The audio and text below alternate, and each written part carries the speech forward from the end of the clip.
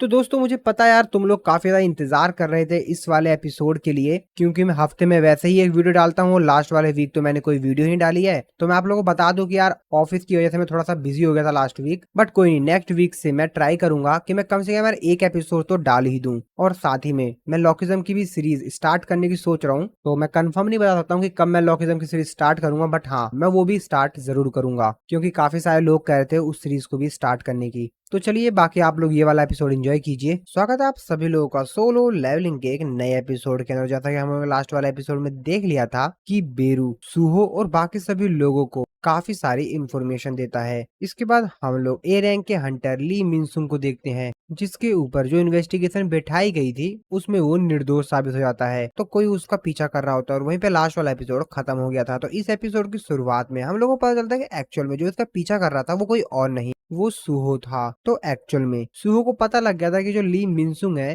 वो किसी ना किसी तरीके से इटैरियम से कनेक्टेड है और इसी वजह से वो उसका पीछा कर रहा था। सूहो बीरू तो कहता है ओ तो आखिरकार मेरे को मिल गया, तो यही इंसान है ली मिनसुंग। वैसे बेरू तुम्हें क्या लगता है, तुमको क्या इसके अंदर से किसी प्रकार की इटैरियम की एनर्जी की फीलिंग हो रही है? जिसपे बेरू सूहो को साफ साफ मना कर देता है, जिसपे सूहो कहता है कि ओ तो इसका मतलब तो यही है कि इसको इटैरियम के द्वारा कंट्रोल नहीं किया जा रहा है। बीरू कहता है हाँ बिल्कुल। और फिर सूहो गुस्से में कहता है कि मुझे पता है कि अब मेरे को इसके आगे क्या करना है। जिसपे बेरू सूहो को रोकते हुए कहता है कि नहीं नहीं नहीं, रुकिए यंग मोनार्च, हमको ये बिल्कुल भी नहीं करना है। मैं जानता हूँ कि आपने ऑलरेडी ही कुछ ताकतवर एनिमीज को हरा दिया है, लेकिन इस बार मैं आपको रोक रहा हूँ, क्योंकि मेरे को ली मिनसुंग के अंदर से जो माना आ रही है वो मुझे बहुत ही ज्यादा लग रही है। और तभी ली मिनसुंग पीछे की तरफ देखता है, यानी कि सूहो की तरफ, क्योंकि उसको ऐसा लग रहा था कि कोई उसको छिप छिप कर देख रहा है। वो पीछे देखता है लेकिन तब तक सूहो दीवार के पीछे छुप गया था, जिस वजह से ली मिनसुंग उसको नहीं देख पाता है। ली मिनसुंग का जो बॉडीगार्ड होता है वो उससे पूछता है कि क्या हुआ सर, जिसपे वो कहता है कि नहीं नहीं कुछ नहीं। और फिर वो अपनी कार में बैठकर वहां से जाने लगता है। इस तरफ जो सूहो होता है वो थोड़ा सा रिलैक्स फील करता है, क्योंकि ली मिनसुंग उसको नहीं देख पाया था। बेरू सूहो को आगे कहता है कि इस समय आप उस लेवल पे नहीं हैं जहाँ पे आप उसको हरा पाएंगे। इसके बाद दूसरी तरफ हम लोग ली मिनसुंग को देखते हैं। तो जैसा कि वो इनोसेंट घोषित हो गया है, तो वो इंजॉय करने के लिए एक रेस्टोरेंट में आया हुआ था। वो न्यूज आर्टिकल पढ़ रहा था और कहता है ये तो बहुत ज्यादा इजी था। मुझे लगता है कि मैंने वहाँ पे जितने भी लोग थे उन लोग की सोच अपने प्रति पूरी तरीके से चेंज कर दी, बस थोड़ी सी एक्टिंग कर कर। वो न्यूज आर्टिकल पढ़ता है जहाँ पर न्यूज आर्टिकल में लिखा हुआ था जो ग्रीम रीपर गिल्ड का वाइस सीईओ है ली मिनसुंग, उसको इनोसेंट घोषित कर दिया गया है एसोसिएशन के द्वारा। और इन लोगों को जितना भी प्रॉफिट हुआ था वो पूरी तरीके से पब्लिक हो गया है। साथ ही में उन लोगों के ऊपर जितने भी इल्जाम लगाए गए थे हिना गिल्ड से रिलेटेड, सियोल स्टेशन में जो भी कुछ हुआ था वो सब कुछ उनके ऊपर से हटा दिया गया है। और वो सिर्फ सभी लोगों की मदद करना चाहते थे, उनका इरादा गलत नहीं था। तभी वहाँ पर एक लेडी आती है। वो ली मिनसुंग को सामने देखते हुए कहती है ओ तो देखो आखिर आज यहाँ पर कौन आया है, ये तो वही हंटर इंडस्ट्री का हीरो है ना। हाँ हाँ वही तो लग रहा है। जिसपे ली मिनसुंग कहता है ओ मैडम,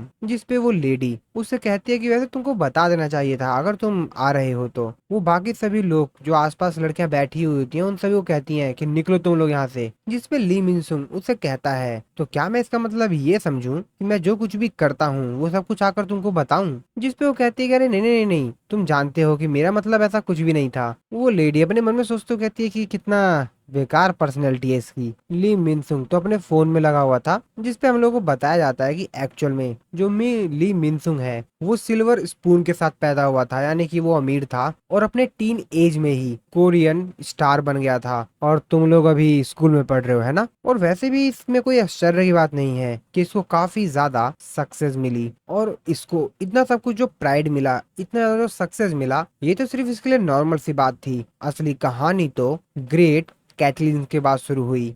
उस तबाही के बाद इसके जैसा एक सेलिब्रिटी जो कि एक ए रैंक का हंटर बन गया। लेकिन ली मिनसुंग का जो ड्राइवर था वो भी अवेक्ड हुआ, लेकिन वो एक एस रैंक का हंटर बना, जो कि बहुत ही ज्यादा रेयर था, क्योंकि बहुत कम ही लोग एस रैंक के हंटर बन पाते हैं। और जब ये स्टोरी पोस्ट हुई तो जो पूरी की पूरी स्पॉटलाइट थी, पूरा पूरा जो फोकस था वो उसके ड्राइवर पे चला गया। और ये टाइम पहली बार हुआ था कि ली मिनसुंग जो कि हरदम टॉप पे रहता था, पहली बार ऐसा हुआ था कि ली मिनसुंग का नाम किसी इंसान के नीचे आया था, और खासकर जो वो इंसान उसका खुद का ड्राइवर हो। लेकिन किसी तरीके से जो ड्राइवर था उसने ग्रिम रीपर गिल्ड को ही ज्वाइन कर लिया, जो कि आई एम तेंगो ने बनाया था। जिसपे वो लेडी ली मिनसुंग से कहती है कि तो क्या हम लोग बिजनेस की बात करें, जिसपे वो कहता है कि क्या बिजनेस, कौन से बिजनेस की बात। जिसपे वो कहती है कि अरे अरे मैं तो बात कर रही थी स्टार डस्ट की, वैसे मेरे को वो काफी ज्यादा क्वांटिटी में बाय करनी थी, तो क्या वो मिल पाएगा। जिसपे ली मिनसुंग अपनी गिलास को टेबल पर रखते हुए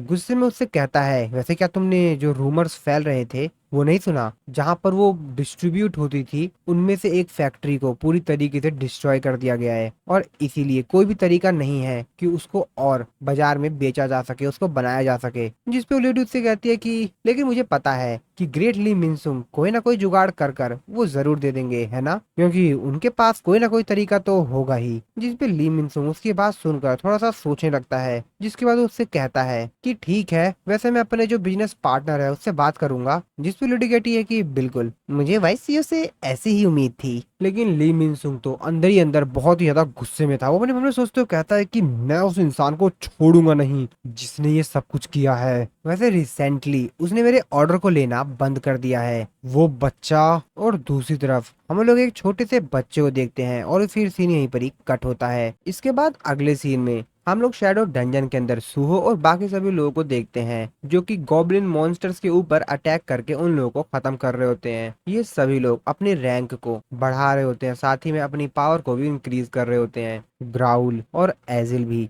गॉब्लिन मॉन्स्टर्स को मार रहे होते हैं, जिससे कि उनका भी एक्सपीरियंस बढ़ रहा होता है, और साथ ही में उनके कुछ एक्सपीरियंस पॉइंट्स सूहो को भी मिल रहे होते हैं, और सूहो भी इन सभी मॉन्स्टर्स को यहाँ पर खत्म कर रहा होता है। बाकी सभी लोग तो बहुत धीरे से मॉन्स्टर्स को मार रहे होते हैं, लेकिन सूहो एक बार में ही काफी सारे गॉब्लिन मॉन्स्टर्स को खत्म कर रहा होता है, और काफी ज्यादा तेज लेवल अप कर रहा होता है। और फिर इस राउंड के सारे गॉब्लिन्स मारने के बाद सूहो थोड़ी सी राहत की सांस लेता है, जिसके बाद वो सभी लोगों से कहता है तो ठीक है, मैं नेक्स्ट राउंड के गॉब्लिन मॉन्स्टर्स को समन कर रहा हूँ, सभी लोग तैयार हो जाओ। बेरू भी सूहो की तरफ ही देख रहा होता है, अपने मन में सोचते हुए कहता है कि यंग मोनार्च काफी ज्यादा एक्साइटेड हो रहे हैं, क्योंकि जो मैंने अभी इनको बताया है उस वजह से ये काफी ज्यादा एक्साइटेड हैं, और इसीलिए अपना लेवल अप कर रहे हैं। और फिर इसके बाद बेरू इन लोगों को आगे भी थोड़ी बहुत इन्फॉर्मेशन देता है। वो बताता है कि हम लोगों का जो मेन गोल है वो ये है कि हम लोगों को जो इटेरियम है उसकी जितनी भी इंफॉर्मेशन है वो ली मिनसुंग से निकलवानी है, जो कि स्टार डस्ट डिस्ट्रीब्यूशन में सबसे टॉप पर है, तो उसको ये सब कुछ मालूम जरूर होगा। और हमको ये मान के जरूर चलना चाहिए कि जब हम लोग ली मिनसुंग के पास पहुंचेंगे उससे इंफॉर्मेशन इकट्ठा करने के लिए, तो एक बहुत बड़ी लड़ाई जरूर होगी, और इसीलिए हम लोगों को प्रिपरेशन पहले से कर लेनी चाहिए। और इसीलिए सूहो और बाकी सभी लोग भी अभी भी अपना लेवल अप कर रहे थे और बैटल के लिए अपने आप को प्रिपेयर कर रहे थे। सूहो बेरू से पूछता है कि वैसे हम लोग उससे इटेरियम के बारे में इंफॉर्मेशन निकलवाएंगे कैसे। जिसपे बेरू सूहो को बताता है कि अगर वो डायरेक्टली हम लोगों को नहीं बताएगा तो सिंपली मैं उसको खा जाऊंगा और उसकी सारी इंफॉर्मेशन हमको मिल जाएगी। और शैडो मोनार्च ने मेरे को परमिशन दे रखी है कि मैं किसी भी इंसान को खा सकता हूँ, जब तक कि सिस्टम उस इंसान को एक बुरे इंसान की तरह डिटेक्ट करेगा तो। लेकिन हाँ, हम ऐसा सिर्फ तभी कर पाएंगे जब हम लोग ली मिनसुंग को हरा देंगे। और जब हम लोग हंटर एसोसिएशन गए थे तो मैंने वहां पर काफी अलग अलग प्रकार के हंटर्स देखे थे, जिनका लेवल भी अलग था, रैंक्स भी उन लोगों की काफी ज्यादा अलग अलग थी। लेकिन मेरी जो एबिलिटी है जिसकी हेल्प से मैं दूसरे लोगों की स्ट्रेंथ का पता लगा सकता हूँ, यंग मोनार्च इस समय आप सी रैंक पर हैं, ग्राउल डी रैंक पर है, और एजिल सी रैंक पर है। हाँ, हालांकि एजिल बेचारी अपनी स्ट्रेंथ खो चुकी है, इसीलिए वो सी रैंक पर आ गई है। बेरू सुहो को आगे बताता है कि जब आप और ग्राउल मिल जाएंगे तो उसके बाद भी आप लोग शायद ही बी रैंक को सरपास कर पाएंगे। साथ ही में सेम रैंक होने के बावजूद भी जो काफी हंटर्स होते हैं उनके स्ट्रेंथ में काफी ज्यादा डिफरेंसेस होते हैं। नॉर्मली 10 डी रैंक के जो हंटर्स होते हैं वो एक साथ मिलकर एक सी रैंक के हंटर को हरा सकते हैं, यानी कि एक सी रैंक का हंटर 10 डी रैंक के हंटर के बराबर होता है। ग्रिम रीपर गिल्ड और ली मिन सुंग जो कि ए रैंक का हंटर है, उसको हराने के लिए हम लोग अभी भी काफी ज्यादा कमजोर हैं। तभी एजिल बेरू से पूछती कि अच्छा बेरू, वैसे तुम्हारी रैंक क्या है? जिसपे बेरू उसको बताता है कि मैं जर्नल हूँ। जिसपे एजिल कहती है तुम पक्का ना, तुम कोई मामूली सोल्जर तो नहीं हो ना? अब ये बात सुनकर बेरू भड़क जाता है। वो एजिल के ऊपर चिल्लाते हुए कहता है कि ज्यादा फालतू मत बोलो। इस तरफ सूहो ये सब कुछ बातें सुनकर थोड़ा सा चिंतित हो जाता है। सूहो का जो क्वेस्ट था, डेली क्वेस्ट शैडो डंजन को क्लीन करने का, वो भी उसने कंप्लीट कर लिया होता है। उसका रिवॉर्ड आता है तो सूहो चेक करता है, तो उसको रिवॉर्ड के तौर पर स्टेटस रिकवरी स्टेट्स पॉइंट मिलते हैं और साथ ही में उसको एक रैंडम बॉक्स भी मिलता है। सूहो अपने सिस्टम की स्टेटस विंडो को देखते हुए कहता है कि वैसे इस बार मैंने जो सिस्टम ने बताया था उससे ज्यादा मॉन्स्टर्स को मारा है, लेकिन उसके बावजूद भी इसकी वैल्यू बढ़ी नहीं है। तो क्या यहाँ पर फिर से कोई हिडन रिवॉर्ड है क्या? और फिर वो रैंडम बॉक्स को ओपन करता है जिसके अंदर उसको ऐश रिंग मिलती है। और इस आइटम की वजह से सूहो का जो सेंस स्टेट्स था वो 5 पॉइंट बढ़ जाता है। अब इस चीज को देखकर तो सूहो काफी ज्यादा खुश होता है। अपने मन में सोचते हुए कहता है ओ, एक रिंग जिससे कि मेरे सेंस स्टेटस 5 पॉइंट से बढ़ गया, ये तो काफी ज्यादा बेहतरीन है। लेकिन वो फिर से वही पुरानी बातें याद कर कर फिर से टेंशन में हो जाता है कि इन सब चीजों से कोई भी फर्क नहीं पड़ता, मेरी जो सिचुएशन है वो बदलेगी नहीं, और इन गॉब्लिन्स को मारकर तो मेरा लेवल अप बिल्कुल भी नहीं होने वाला है। और अगर मैं डेमोन्स को भी मारता हूँ तो उससे भी ज्यादा कुछ फर्क नहीं पड़ेगा। उससे सिर्फ मेरे जो वेलकन्स हॉर्न है उसकी जो डैमेजिंग पावर है वो सिर्फ 3% से बढ़ जाएगी। तो जो वेलकन हॉर्न्स है वो वही है जो कि उसने हाथ में पहन रखा है। सूहो अपने मन में सोचते हुए कहता है कि मुझे काफी ज्यादा तेजी से ताकतवर बनना पड़ेगा, लेकिन यहाँ पर काफी ज्यादा तरीके नहीं हैं जिसकी मदद से मैं ये सब कुछ कर पाऊँ। कुछ ही तरीके हैं जिसकी वजह से मैं काफी ज्यादा ताकतवर बन सकता हूँ, वो भी काफी ज्यादा तेजी से। और अगर मैं चाहता हूँ कि मेरा लेवल अप काफी ज्यादा तेजी से हो तो मुझे लगता है कि मेरे को डंजन्स के अंदर जाना चाहिए और वहां पर मॉन्स्टर्स को मारकर अपना लेवल अप काफी ज्यादा तेजी से करना चाहिए। और मेरे हिसाब से यही सबसे अच्छा भी रहेगा। वो अपना हंटर्स का लाइसेंस देखता है, तब उसको समझ में आता है कि एक्चुअल में उसकी रैंक तो अभी भी ई है, जिस वजह से वो डायरेक्टली तो किसी हंटर के तौर पर या किसी डंजन के अंदर डायरेक्टली तो एंटर नहीं कर सकता है। वो अपनी हंटर की प्रोफाइल चेक करता है जहां पर उसको पता चलता है कि एक्चुअल में लोग सिर्फ उसको सामान को कलेक्ट और सामान को बाहर लाने के लिए ही कांटेक्ट कर रहे हैं। अब इस चीज से वो काफी ज्यादा परेशान हो जाता है। सो वो समझ जाता है कि ऐसा सिर्फ इसलिए हो रहा है क्योंकि अभी भी वो लोगों की नजरों में एक ई रैंक का हंटर है। वो बेरू से कहता है कि अब मैं इसमें कुछ कर भी नहीं सकता हूँ, क्योंकि एक ई रैंक के हंटर के तौर पर कोई भी स्ट्राइक टीम तो मुझे अपने टीम में लेगी नहीं, और चोरी छिप के किसी भी डंजन के अंदर जाना ये पूरी तरीके से इलीगल है और हंटर एसोसिएशन के रूल के खिलाफ है। जिसपे बेरू सू को सजेशन देता है कि क्यों ना आप दोबारा से हंटर एसोसिएशन जाओ और अपना री इवेल्युएशन करवाओ। जिसपे सूहो उसको बताता है कि मैं ऐसा नहीं कर सकता हूँ, क्योंकि जो री अवेकिंग लोग होते हैं उन लोगों की लिस्ट हंटर एसोसिएशन के होम पेज पे शो होती है। तो मुझे लगता है कि मेरे को इस चीज को अवॉइड ही करना चाहिए। लेकिन हाँ, मुझे अब तक ये तो पता चल गया है कि जो इटालियन के लोग हैं वो धरती पर आ चुके हैं और मेरे को उन लोगों से बच के रहना चाहिए। कहीं उन लोगों को ये पता चल गया कि मैं इसी धरती पर हूँ, अर्थ पर हूँ, तो वो लोग मेरे फादर के वीकनेस के तौर पर मेरा इस्तेमाल कर सकते हैं। और मैं अभी भी इतना ज्यादा ताकतवर नहीं हुआ हूँ कि मैं अकेला ली मिन सिंह को हरा पाऊँ। साथ ही में हम लोग इटालियन का भी सामना अभी नहीं कर सकते हैं। तभी बेरू सू से कहता है कि मुझे लगता है कि आपको इटालियन के जो लोग हैं उनके बारे में इतना नहीं सोचना चाहिए, और अगर इटालियन के जो लोग हैं वो हम लोगों के प्रिपेयर होने से पहले भी अर्थ पर अगर आ जाते हैं तो फिर भी मुझे लगता है कि वो लोग उतने ज्यादा ताकतवर नहीं होंगे जितने कि उन्हें होना चाहिए। और ऐसा इसलिए होगा क्योंकि वो लोग डायमेंशनल ट्रांसफर का इस्तेमाल करेंगे, जिस वजह से उनकी जो पावर होगी वो बहुत ही ज्यादा घट जाएगी। सुहो कहता है कि डायमेंशनल ट्रांसफर ये क्या होता है? बेरू सुहो को बताता है कि एक्चुअल में जो बाहर दुनिया के यूनिवर्स के लोग होते हैं वो लोग डायमेंशनल ट्रांसफर का इस्तेमाल करते हैं ताकि वो लोग डायमेंशन क्रैक कर पाए।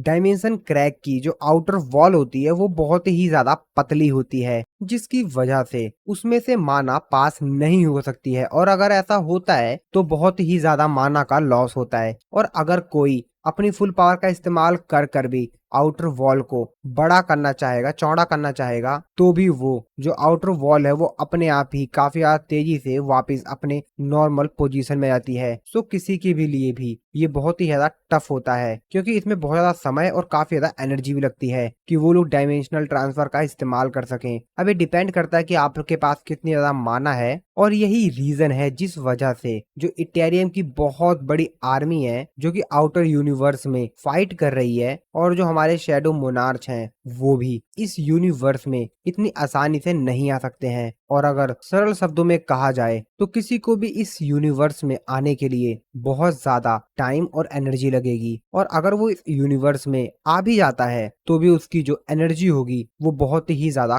कम हो जाएगी, जैसा कि मेरे साथ हुआ है। सो कहता है अच्छा ठीक है, ये सब तो मैं समझ गया, तो इसका मतलब यही है कि जो इटेरियम के लोग हैं वो लोग यहाँ पर नहीं आए हैं, और वो लोग सिर्फ ब्रूकी और डेमोन्स का इस्तेमाल कर रहे थे। ओ अब मैं समझा। लेकिन अगर मैं ये एक्सपेक्ट करूं कि जो इटेरियम के घुसपैठी हैं, उनके जो साथी हैं वो अर्थ पर आएंगे, अगर अभी नहीं तो कुछ समय बाद तो वो लोग जरूर आएंगे, तो इसका मतलब ये है कि यही सही समय है कि मैं और भी ज्यादा ताकतवर बन जाऊं। बेरू अपने मन में सोचते हुए कहता है कि क्या वैसे ये सही समय है। फिर बेरू एक बात याद करता है जो कि शैडो मोनार्च यानी कि जिन्वू ने उससे कही थी। जिन्वू ने उससे कहा था कि बेरू, जैसा कि हम लोगों को नहीं पता है कि इस समय अर्थ पर क्या सिचुएशन है, तो मैं बाकी जो डिसीजंस है वो तुम्हारे ऊपर छोड़ता हूँ कि तुम वहां पर जाओगे, वहां की सिचुएशन को ऑब्जर्व करोगे और उसके हिसाब से तुम डिसीजन लोगे। और अगर तुम्हें किसी भी प्रकार की मदद की जरूरत होगी तो तुम इस चीज को लेकर उसके पास जाना। तो वो उसको एक की देता है और उसे कहता है कि वो इंसान